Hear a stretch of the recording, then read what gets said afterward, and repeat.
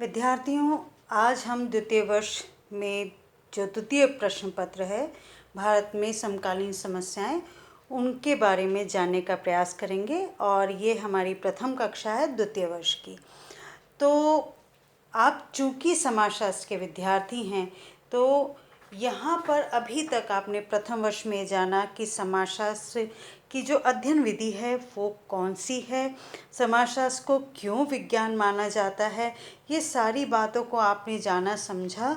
और साथ में आपने ये भी जाना था प्रथम वर्ष में कि भारतीय समाज की कौन कौन सी विशेषताएं हैं।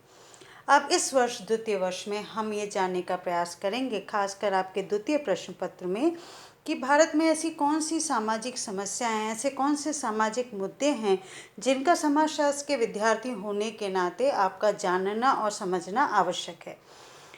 आप ये भी बेहतर तरीके से जानते हैं कि आपको सामाजिक समकालीन समस्याएं ही हैं जो समाजशास्त्र में पारंगत बनाती हैं। बड़ा दिलचस्प बात यह है कि ये प्रश्न इसलिए उत्पन्न होता है कि जब आपने प्रथम वर्ष में पढ़ा कि समाजशास्त्री का मूल काम क्या है, तो आपने ये भी जाना कि समाजशास्त्री किसी एक सामाजिक समस्या को, किसी एक सामाजिक विषय को, किसी एक सामाजिक मुद्दे का चुनाव करता है और उसके आसपास के कारणों को जानने और समझने का प्रयास करता है। क्योंकि समाजशास्त्र साहित्य की भांति भावनाओं से जुड़ा हुआ नहीं है। समाजशास्त्र तर्क और वितर्क की बात करता है और यही कारण रहा है कि समाजशास्त्र को विज्ञान माना जाता रहा है और आज भी माना जाता है। क्योंकि समाजशास्त्र का मूल बिंदु किससे शुरू होता है? तथ्यों का निरीक्षण परीक्षण करके सर्वप्रथम किसी समस्या का चुनाव करना, फिर तथ्यों का निरीक्षण परीक्षण करके किसी निष्कर्ष पे पहुंचना, शोध करना, और उस निष्कर्ष के बाद जो भी आपका उत्तर आता है या जो शोध से आपको रिजल्ट की प्राप्ति होती है वो आपकी अवधारणा कहलाती है। और ये अवधारणा सार्वभौमिक होती है और इसको आप समय आने पर पुनः आप उसको उसी प्रारूप में आप शोध कर सकते हैं और लगभग वही उत्तर आता है। ठीक है, तो इसलिए सामाजिक समस्या का जो आपका प्रश्न पत्र है वो आपके लिए पढ़ना आवश्यक भी हो जाता है। और दूसरा ये कि भारतीय समाज में रहते हुए ये आपके लिए आवश्यक है कि आप भारतीय समाज में व्याप्त जो मुद्दे हैं, जो समस्याएं हैं, उनको आप जानें। तो चलिए हम जानने का प्रयास करते हैं कि सामाजिक समस्याएं क्या हैं। मैं प्रथम वर्ष से लेकर आज तक निरंतर इस बात को अपनी विभिन्न कक्षाओं में दोहराती आई हूँ कि समाजशास्त्र एक ऐसा विषय है जहाँ हम ये मान लेते हैं कि ये चीज़, ये जितनी सुनने में सहज लग रही है उतनी हमारे लिए पढ़ने में भी सहज होगी। पर मेरा बार बार ये सभी विद्यार्थियों से निवेदन होता है कि किसी बात को सुनना और उस बात को मनन करके समझने में बहुत बड़ा अंतर होता है। तो इसलिए आप आम बोलचाल की भाषा में बहुत बार कहते होंगे कि देखो देश में ये सामाजिक समस्या है, ये सामाजिक समस्या, लेकिन आप में से अगर मैं किसी भी विद्यार्थी से ये पूछूं कि सामाजिक समस्या क्या है तो बताना बहुत मुश्किल होता है। इसलिए आप लोगों से यही मैं निवेदन कर सकती हूँ कि इन बातों पर आप ध्यान दें कि जो तथ्यात्मक रूप से हमें जो समाजशास्त्र के बारे में जानना है और जो हमारी जो वार्षिक परीक्षाएं होती हैं और यहाँ तक कि जो आपके प्रतियोगिताएं परीक्षाएं होती हैं, उनमें जो लिखने की विधि होती है वो आम बोलचाल की भाषा से वो भाषा बिल्कुल विपरीत होती है। तो हमें चेष्टा करनी चाहिए, हमें प्रयास करना चाहिए कि आम बोलचाल की भाषा को परे रखते हुए हम उस भाषा को स्वीकारें, समझें और लिखने का प्रयास करें जो हमारी प्रतियोगिता परीक्षाएं और जो आपके यूनिवर्सिटीज़ के जो एग्ज़ाम हैं, विश्वविद्यालय की जो परीक्षाएं, उनमें आपके लिए उपयोगी सिद्ध हो, जिससे आप अच्छे नंबर प्राप्त कर सकें। तो हम पहले चरण में चलते हैं कि सामाजिक समस्याएं हैं क्या, इसकी परिभाषा क्या है। इसके बारे में हम प्रथम जो हमारा कदम है वो ये बताता है कि सामाजिक समस्याएं क्या हैं। समाज में व्यक्ति अपना जीवन यापन संस्कृति द्वारा निर्धारित मूल्यों एवं मानदंडों के अनुरूप करता है। अब देखिए प्रश्न यहाँ उठता है, मानवीय संस्कृति। संस्कृति क्या है? सिर्फ एक शब्द में मैं आपको बताऊंगी संस्कृति मनुष्य के जीवन यापन का तरीका है और विश्व भर में बिना संस्कृति के मनुष्य के जीवन की कल्पना नहीं की जा सकती। थोड़ा सा और आगे इसको बताने की चेष्टा करती हूँ जिससे आपको ये समझने में आसानी हो कि कई बार मैं ये प्रश्न पूछती हूँ कि मनुष्य और पशुओं में ऐसी कौन सी चीज़ है जो विभेद करती है। तो उत्तर अमूमन मुझे प्राप्त नहीं हो पाता क्योंकि विद्यार्थी अलग अलग अटकलें लगाते हैं और यहाँ अगर हम जाने की कोशिश करें, देखिए जिस तरह से मनुष्य सोच पाता है तो पशु भी सोचता है। मनुष्य अपने हाथों से काम करता है तो पशु भी काम करता है। अब अगर मैं कहूँ कि मनुष्य समूह में रहता है और आपस में अंतःक्रिया करता है तो वही पशु भी करता है। पशु का भी अपना एक समाज होता है, अपना एक समूह होता है। और फिर ऐसी कौन सी चीज़ है जो पशु और मनुष्य में अंतर करती है, तो वो अंतर है संस्कृति। संस्कृति पशुओं में व्याप्त नहीं होती, संस्कृति मनुष्य की विशिष्ट विशेषता है। मनुष्य की कल्पना अगर मनुष्य कहा जा रहा है, मानव समाज कहा जा रहा है, तो स्वाभाविक तौर पर उसके साथ संस्कृति जुड़ी हुई ही है। ये आप मान के चलें, बिना संस्कृति के मनुष्य जीवन की कल्पना नहीं की जा सकती। हाँ, तो हमने शुरुआत कहाँ से की कि समाज में व्यक्ति अपना जीवन यापन संस्कृति द्वारा निर्धारित मूल्यों एवं मानदंडों के अनुरूप करता है। आप समझ चुके हैं ना संस्कृति क्या है। जब तक समाज का प्रत्येक सदस्य सांस्कृतिक लक्ष्यों तथा संस्थागत साधनों के अनुसार व्यवहार करता है तथा अपना जीवन व्यतीत करता है तो वह समाज में सुचारू रूप से चलता है। अब देखिए, सांस्कृतिक लक्ष्यों तथा संस्थागत साधनों, ये दो शब्द थोड़े से क्लिष्ट, थोड़े से कठिन प्रतीत होते हैं आपके लिए, तो इसलिए मैं आपको समझाने का प्रयास करती हूँ। मान लीजिए मेरे पास लक्ष्य क्या है कि मुझे बहुत अच्छे अंकों से अपनी कक्षा में स्थान प्राप्त करना है और ये मेरा एक लक्ष्य है और ये लक्ष्य किसी भी विद्यार्थी के जीवन के लिए बहुत महत्वपूर्ण है। अब इसके संस्थागत का लक्ष्य क्या है?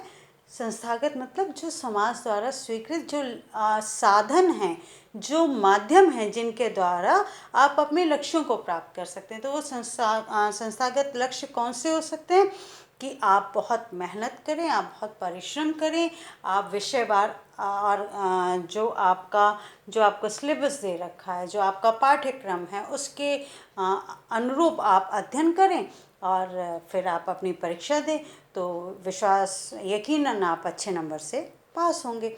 लेकिन अगर इस संस्था, ये तो एक संस्थागत लक्ष्य है, पर इस संस्थागत लक्ष्य के विपरीत आप एक दूसरा माध्यम अपनाते हैं कि आपने नकल की, तो ये संस्थागत लक्ष्य से भटकना होगा। आपका लक्ष्य तो अच्छा है, आपका लक्ष्य क्या है? अच्छे नंबरों से पास होना, अच्छे अंकों से पास होना, लेकिन आपने जो संस्थागत साधन जो अपनाए हैं, माध्यम जो अपनाए हैं, वो संस्कृति अनुरूप नहीं है, वो समाज के अनुरूप नहीं है। तो ये स्वयं में एक सामाजिक समस्या है। आई होप कि आप मेरी बात को समझे होंगे कि मैं आपको क्या समझाने का प्रयास कर रही हूँ। तो हमने कहा कि जब तक व्यक्ति सांस्कृतिक लक्ष्यों तथा संस्थागत साधनों के अनुसार व्यवहार करता है, तो यह अपना जीवन व्यतीत करता है, तो समाज सुचारू रूप से चलता है। परंतु परिस्थिति इसके विपरीत होने पर समाज में अव्यवस्था व्याप्त हो जाती है। स्वाभाविक है। अब आप ये देखें कि मैं इसको और एलोब्रेट करती हूँ और आगे की बात आपको समझाने का प्रयास करती हूँ कि आपकी कक्षा के सभी विद्यार्थियों के सांस्कृतिक लक्ष्य, हर कक्षा में हर विद्यार्थी चाहता है कि बहुत अच्छे अंकों से प्राप्त हो, जिससे उसके माता पिता भी गौरवान्वित हों, उनके अध्यापक भी गौरवान्वित हों और उन्हें एक अच्छा पद प्राप्त हो सके, समाज में उनकी जो परिस्थिति है, जो स्टेटस है, वो उच्च हो सके। अब इन सारे सांस्कृतिक लक्ष्यों के साथ साथ अगर एक विद्यार्थी जो बहुत मेहनत करता है, बहुत प्रयास करता है, निरंतर मेहनत करता है, और दूसरी तरफ एक विद्यार्थी जो संस्थागत जो साधन है उसके विपरीत जाके चीटिंग करता है, अब वो जो चीटिंग करने वाला विद्यार्थी, जो नकल करने वाला विद्यार्थी है, उसकी नकल पकड़ में नहीं आ पाती। ये दुर्भाग्यपूर्ण होता है कई बार कि व्यक्ति नकल करता है, बच्चा नकल करता है और नहीं पकड़ पाया कोई। अब वो जिस बच्चे ने नकल की है वो तो बहुत अच्छे नंबरों से पास हो जाएगा, और जिसने बहुत मेहनत की वो अगर उसे कम अंक लेकर आया है तो ये उसके भीतर अवसाद तो उत्पन्न करेगा ही करेगा, क्रोध भी उत्पन्न करेगा, और इससे समाज में एक घर्षण की, एक टकराव की स्थिति उत्पन्न होगी, और जिस रूप में समाज को एक सकारात्मक दृष्टि से चलना चाहिए वो नहीं चल पाएगा और एक अव्यवस्था व्याप्त हो जाएगी। तो व्यक्तियों के व्यवहारों में ही परंपरा, तनाव, संघर्ष आदि उत्पन्न हो जाएगा। स्वाभाविक है कि जिन्होंने सही माध्यमों को, जिसे संस्थागत माध्यम कहेंगे, संस्थागत साधनों को कहेंगे, संस्थागत साधन जैसे मैंने आपको उदाहरण बताया कि परिश्रम करना है। अब उसके विपरीत जब संस्थागत साधनों के विपरीत कोई दूसरा माध्यम व्यक्ति अगर अपनाता है और उस माध्यम से वो विजयी होता है तो समाज में यकीनन संघर्ष की स्थिति होगी, और यही सामाजिक समस्या के जन्म का कारण बनता है। आई होप कि आप मेरी इस बात को समझे होंगे। अब आपको ये भी समझना है कि जो व्यक्तिगत समस्या है वो सामाजिक समस्या नहीं है। तो सामाजिक समस्या व्यक्तिगत समस्या से भिन्न है। सामाजिक समस्या को समाज की एक असामान्य घटना के रूप में हम देख सकते हैं, जिससे समाज का एक बड़ा भाग प्रतिकूल रूप से प्रभावित होता है। ठीक है। अब हम किसी एक समाजशास्त्र की परिभाषा को अगर जानने का प्रयास करेंगे तो हम बात कर सकते हैं वॉल्स की। वॉल्स ने कहा था कि सामाजिक समस्याएं सामाजिक आदर्शों का विचलन है। क्या है? सामाजिक आदर्शों का विचलन है, जिसका समाधान सामूहिक प्रयासों से ही संभव है। ठीक है। और अब एक और समाजशास्त्री की परिभाषा को हम जानने का प्रयास करेंगे, हॉटन।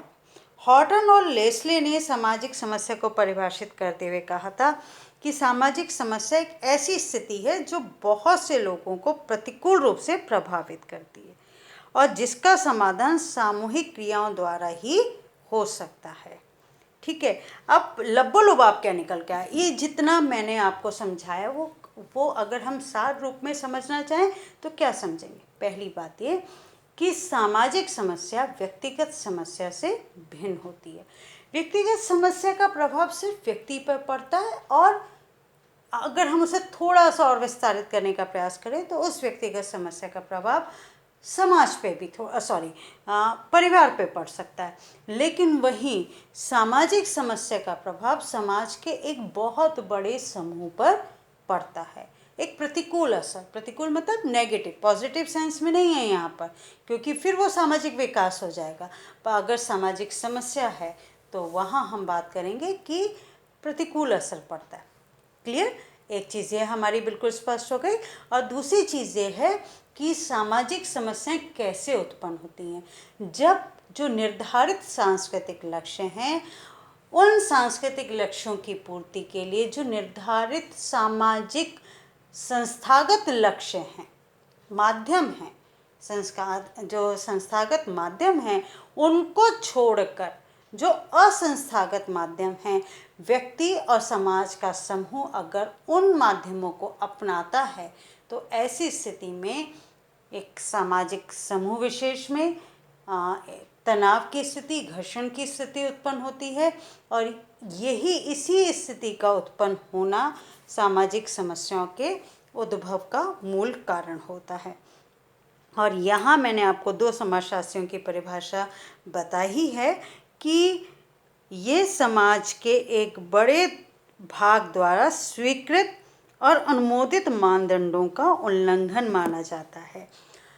संस्कृति की जब हम बात करते हैं, हाँ ये बात मैं आपको बताना भूल गई कि जब हमने वापस से सार रूप की बात की है तो हमें ये याद रखना है कि मनुष्य की सबसे बड़ी विशेषता उसकी संस्कृति है। संस्कृति के बगैर मनुष्य की पहचान नहीं है, और संस्कृति ही मनुष्य और पशु समाज में विभेद करती है।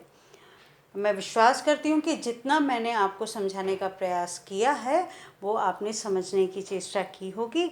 और अगली कक्षा में हम और कुछ सामाजिक समस्याओं के बारे में तो जानेंगे ही, इसकी जो सामाजिक समस्याओं की कौन कौन सी विशेषताएं हैं उन्हें भी बहुत सार रूप में जानने की चेष्टा करेंगे।